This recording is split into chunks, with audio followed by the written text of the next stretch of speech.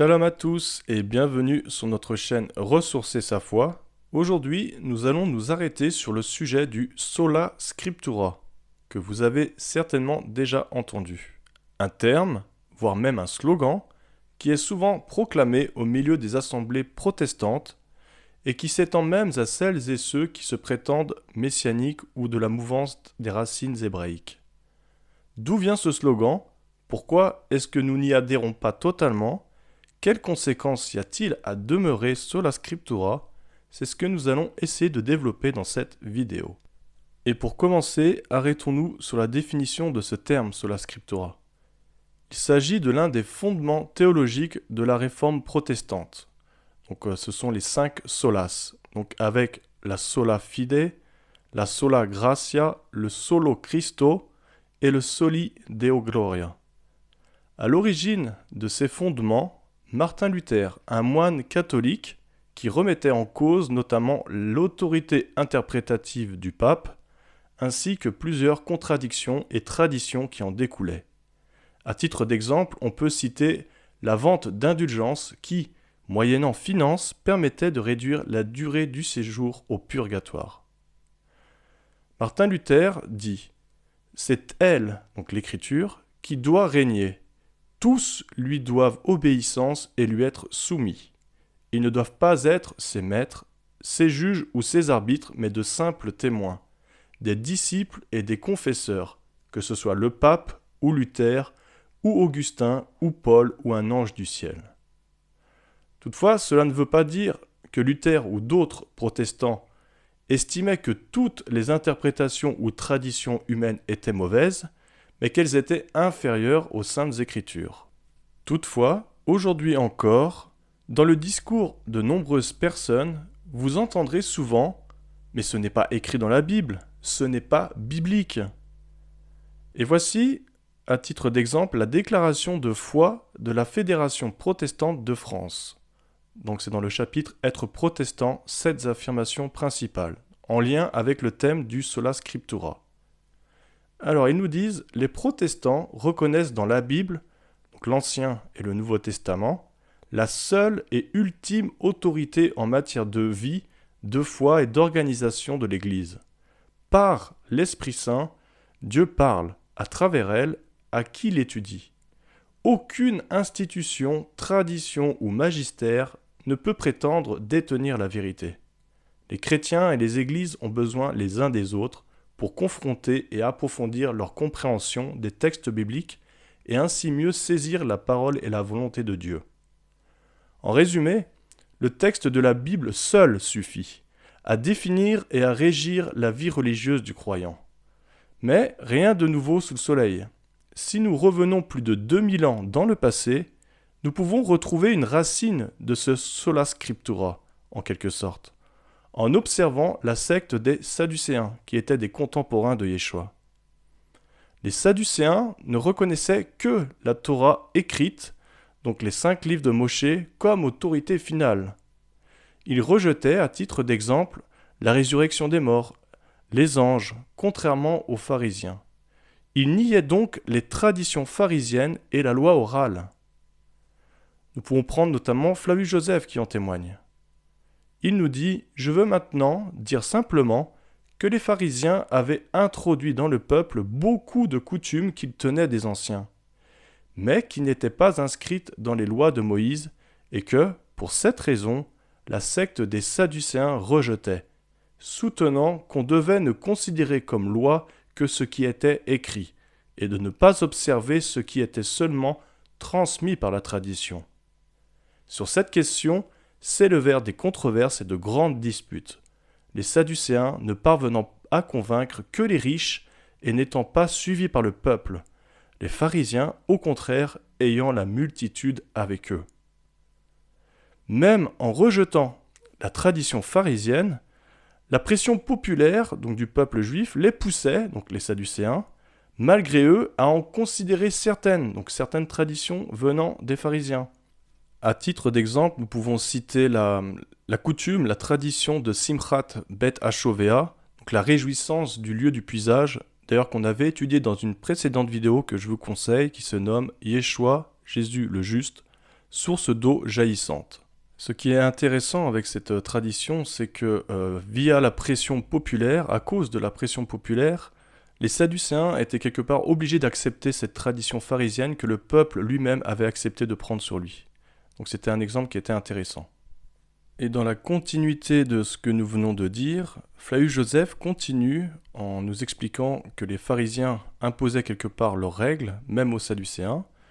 Il nous dit que c'est ce qui leur donne tant de crédit auprès du peuple, donc les pharisiens, que toutes les prières à Dieu et tous les sacrifices se règlent d'après leur interprétation, donc celle des pharisiens. Donc ils n'ont pour ainsi dire aucune action, les Sadducéens, car lorsqu'ils arrivent aux magistratures, contre leur gré et par nécessité, ils se conforment aux propositions des pharisiens, parce qu'autrement le peuple ne les supporterait pas. Que ce soit donc les Sadducéens dans le passé et de nombreux croyants aujourd'hui, cette volonté et cette affirmation de s'appuyer uniquement sur les écrits bibliques se confrontent avec d'autres opinions, s'appuyant, elles, sur des traditions venant compléter et éclaircir le texte. Nous concernant, ainsi que beaucoup d'autres, il est vrai que nous ne sommes pas seulement sola scriptura. Bien que nous croyons effectivement en l'autorité de la Bible, nous sommes beaucoup plus nuancés sur ce sujet. Le canon des Saintes Écritures est un bon départ pour exprimer notre position, car il n'est pas apparu comme tel, mais il a été choisi, compilé, organisé au cours de nombreux siècles. Si vous observez les différents canons bibliques, vous constaterez que le sola scriptura ne sera pas le même que vous soyez juif. Le canon juif comprend les 24 livres du Tanakh, donc l'acronyme pour Torah, Nevi'im, Ketuvim, mais évidemment il n'y a pas le Nouveau Testament. Que vous soyez catholique romain, qui comprend 73 livres, que vous soyez dans le christianisme orthodoxe, qui comprend 79 livres ou même plus, je crois dans la version éthiopienne, ou que vous soyez protestant, qui contient, lui, 66 livres. Ce qui engendrera implicitement des différences évidentes, que ce soit sur le plan théologique, la vie religieuse, les aspects rituels, etc. Que vous ayez des livres en moins ou en plus dans votre canon, vous aurez des références aussi qui seront divergentes. Et toujours sur ces canons bibliques, il est pertinent de constater qu'ils s'établissent tous, au moins en partie, sur quoi? Sur la tradition juive. Le texte massorétique, donc écrit en hébreu, est incompréhensible si vous ne considérez pas la massora des scribes, la tradition des scribes, qui ont fixé, premièrement, les textes canoniques et la compréhension du texte, en signalisant notamment les voyelles qui sont absentes du texte original, mais aussi l'orthographe des mots, la vocalisation, etc. Si par exemple nous rencontrons ce mot qui apparaît à l'écran et qui est composé de ces 3 lettres, Dalet, Bet et Resh. Dans le texte hébreu brut, sans la massora, comment pourrait-on le lire et le comprendre? Parce qu'en effet, sans la vocalisation avec les voyelles, à partir de ces 3 lettres, vous pouvez obtenir des significations totalement différentes. Par exemple, ces 3 lettres, on peut les lire comme davar, qui veut dire parole ou une chose. On peut le lire également comme dever, qui signifie peste ou une épine. Ou alors on peut aussi le lire dover, qui lui signifie pâturage. Donc qu'on le veuille ou non, les sages d'Israël détiennent les clés des Saintes Écritures et les interprétations textuelles, que ce soit dans le texte hébreu massorétique, et j'ai même envie de dire même dans la Septante, qui a été écrite en grec, mais qui a été traduite, ne l'oublions pas, par des juifs, et donc au travers de leur perspective traditionnelle, leur massora, donc leur tradition. Et de façon paradoxale, le sola scriptura des chrétiens, il s'appuie donc en réalité sur une tradition, celle du canon et de la traduction, interprétation du texte par les scribes juifs du passé. Un verset qui est souvent utilisé justement par les sola scriptura chrétiens pour affirmer l'importance des Saintes Écritures seules est ce dernier.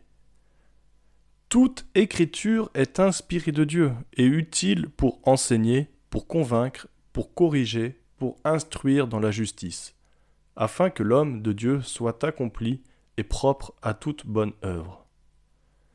Toutefois, il convient ici de rappeler que cette épître, elle est datée aux alentours des années 60 de l'ère commune. Et donc, à cette date, le canon chrétien tel que nous le connaissons, il n'était pas encore fixé. Et donc, en vérité, le terme écriture employé ici, donc graphé en grec, désigne donc le Tanakh, donc comme on l'a vu tout à l'heure, la Bible hébraïque ou l'Ancien Testament, et pas le Nouveau Testament qui n'existait pas. Continuons donc dans cette logique. Si donc le Tanakh est inspiré, donc la Bible hébraïque est inspirée en tant qu'écriture utile, pourquoi alors les sola scriptura n'appliquent-ils pas ce qu'enseigne la Bible hébraïque, l'Ancien Testament ? Par exemple, pourquoi ne pas se souvenir du jour du Shabbat ? Il s'agit pourtant de la quatrième parole donnée par Dieu à Moïse, au Har Sinaï. Et à l'inverse, pourquoi alors garder le dimanche comme jour du Seigneur ? Cela n'est pourtant pas scripturaire, que ce soit dans l'Ancien Testament ou dans le Nouveau Testament. Si donc le dimanche a été conservé, c'est évidemment à cause d'une interprétation des textes du Nouveau Testament et des commentaires ultérieurs chrétiens. Donc nous voyons bien que les Saintes Écritures sont bel et bien interprétées, même par ceux qui se revendiquent sola scriptura. N'oublions pas d'ailleurs que les protestants sont des catholiques réformés, et qu'ils ont conservé beaucoup d'interprétations et de théologie catholique. De même, pourquoi ne pas célébrer Sukkot, la fête des tentes, qui est pourtant bien inscrite dans la Torah ? Ou même Pessah, la Pâque, pourquoi ne pas la faire à la même date que les Juifs ? Et à l'inverse, pourquoi alors fêter Noël, qui est une fête totalement inconnue des Saintes Écritures ? Donc ces quelques interrogations, c'est bien pour démontrer l'incohérence de certains sola scriptura. Et au contraire, dans de nombreux endroits des évangiles, nous retrouvons des passages laissant clairement sous-entendre que Yeshua et ses disciples considéraient et appliquaient des traditions orales pharisiennes ou propres à leur époque. Par exemple, Yeshua et ses disciples priaient avant le repas, alors que le texte de la Torah nous dit de remercier l'Éternel après le repas. Lorsqu'il est dit en Deutéronome, tu mangeras, tu te rassasieras et tu béniras l'Éternel. Et on voit par exemple en Marc que Yeshua prit les 5 pains et les 2 poissons et, levant les yeux vers le ciel, il rendit grâce. Puis il rompit les pains et les donna aux disciples, afin qu'ils les distribuassent à la foule. Donc on voit bien que Yeshua rend grâce avant justement de consommer de la nourriture. Et en conformité avec ce que les sages ont enseigné, donc dans une Tosefta, il est interdit de tirer profit de ce monde, propriété de Dieu, sans avoir récité une bénédiction au préalable. Autre exemple assez pertinent, Yeshua, après avoir fait taire les Sadducéens, donc en Matthieu 22, donc comme on l'a vu les sola scriptura de l'époque, Yeshua va affirmer la position et l'autorité des scribes et des pharisiens.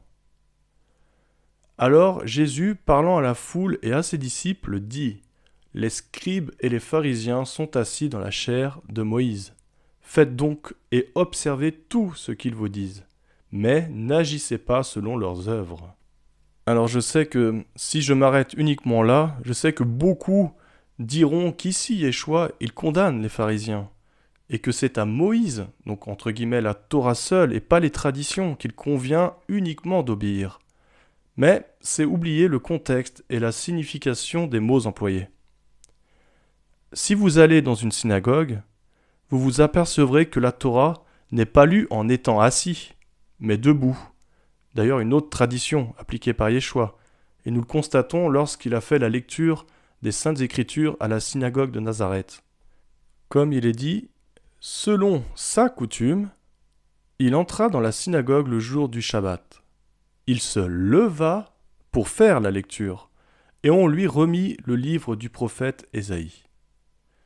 Et un peu plus loin, dans ce même passage, Yeshua, qu'est-ce qu'il va faire ? Il va interpréter la lecture qu'il vient de faire, donc on a vu qu'il avait lu le prophète Ésaïe, mais en étant cette fois-ci assis. Ensuite, il roula le livre, le remit au serviteur et il s'assit. Alors il commença à leur dire. Donc c'est clair.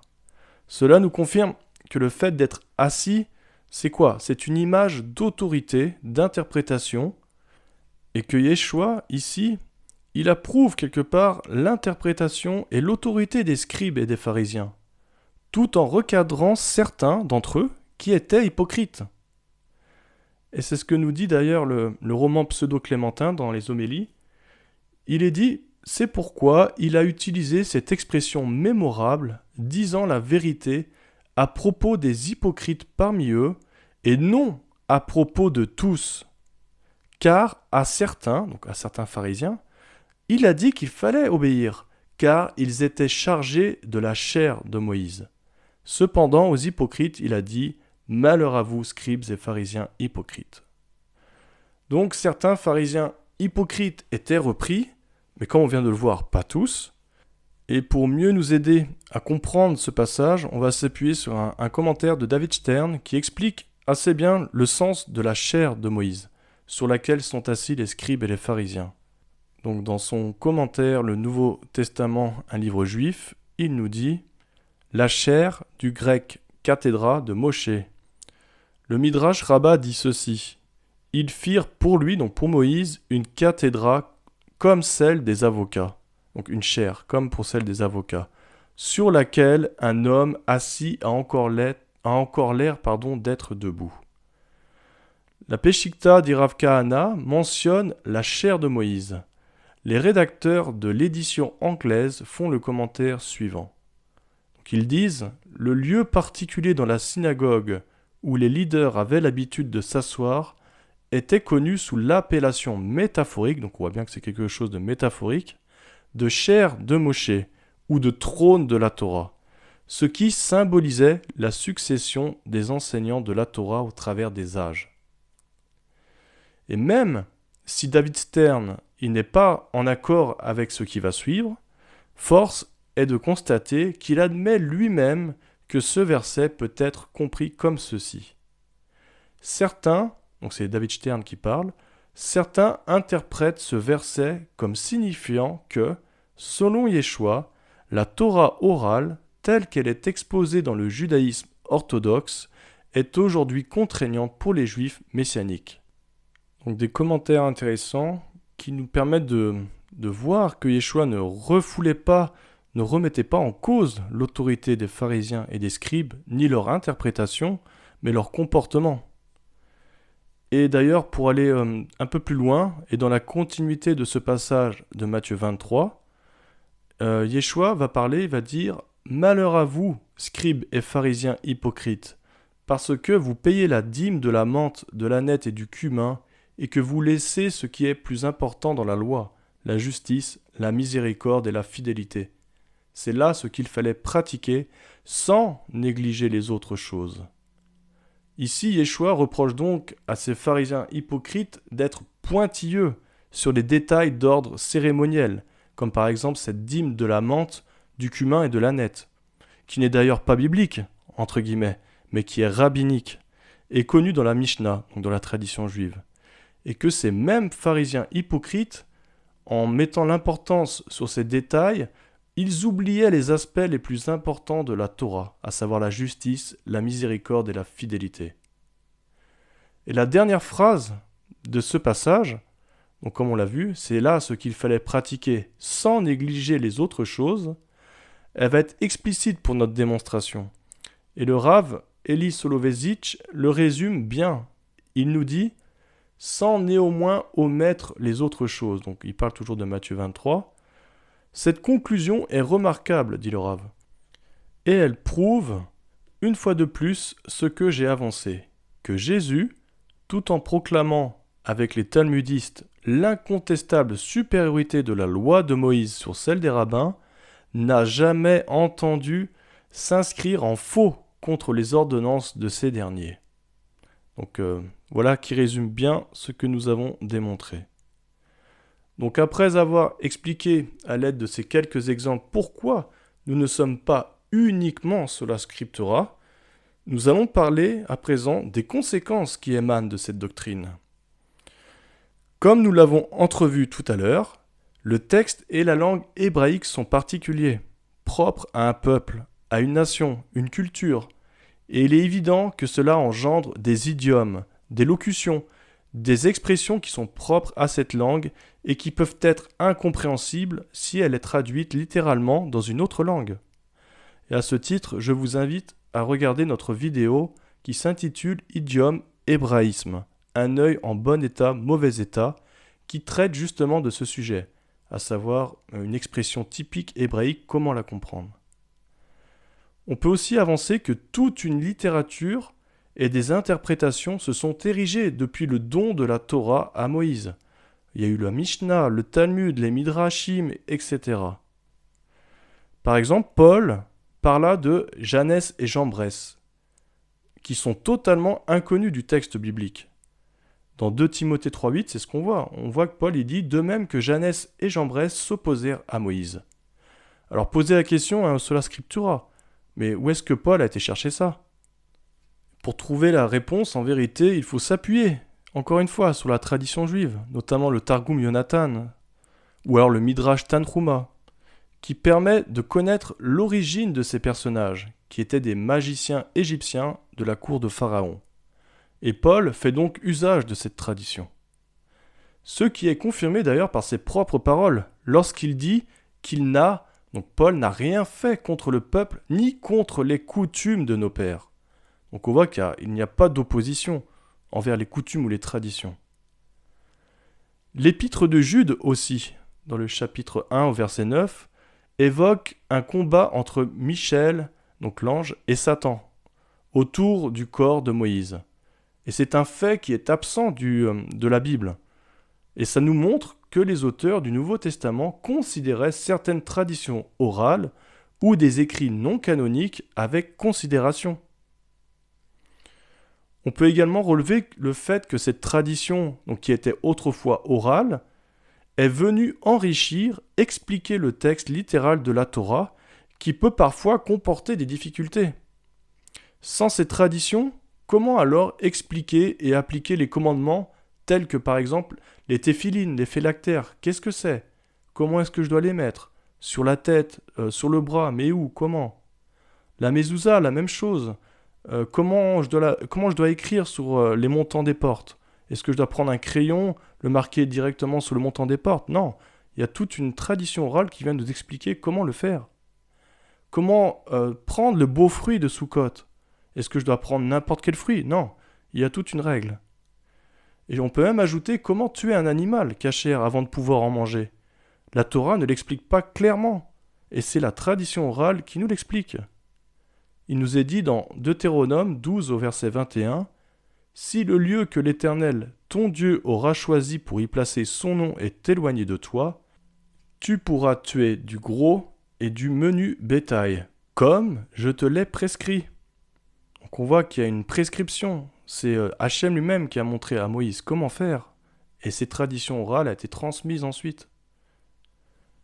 On peut aussi ajouter le fait que de nombreuses croyances clés, comme par exemple le Messie, le Mashiach lui-même, c'est une interprétation orale au final de la Torah. Tout comme la résurrection, qui était rejetée par les Sadducéens, car selon eux, il n'y avait pas d'appui scripturaire à cette croyance. Autre chose, les textes d'auteurs historiques, par exemple comme Flavius Joseph, ou les manuscrits de Qumran par exemple, permettent eux aussi de mieux comprendre le contexte, que ce soit culturel, politique et historique de certaines périodes bibliques, et ce qui va apporter d'importantes ressources pour établir des comparaisons justement avec les textes bibliques. En plus de cette tradition, nous pouvons aussi ajouter la halakha, donc c'est la loi qui régit tout le comportement d'un croyant juif, qui elle a été fixée au cours des siècles. Et donc la halakha ou les halachot, elles ont le mérite de régir correctement la vie des juifs. En ayant quoi? En ayant une base de foi commune. A l'inverse, le sola scriptura et l'absence de tradition orale, qu'est-ce que ça va faire? Ça va engendrer et entraîner de nombreuses divisions doctrinales et une prolifération de dénominations. Et il suffit d'ailleurs de constater le nombre incroyable de diversités au sein du milieu protestant. On voit qu'il y a plein de dénominations, que vous soyez évangélique, adventiste, pentecôtistes, etc., etc. Autre ajout intéressant, comme il était dit tout à l'heure, on l'a vu dans la déclaration de foi de la Fédération protestante de France, il nous disait là-bas que par l'Esprit Saint, Dieu parle à travers elle à qui l'étudie. Aucune institution, tradition ou magistère ne peut prétendre détenir la vérité.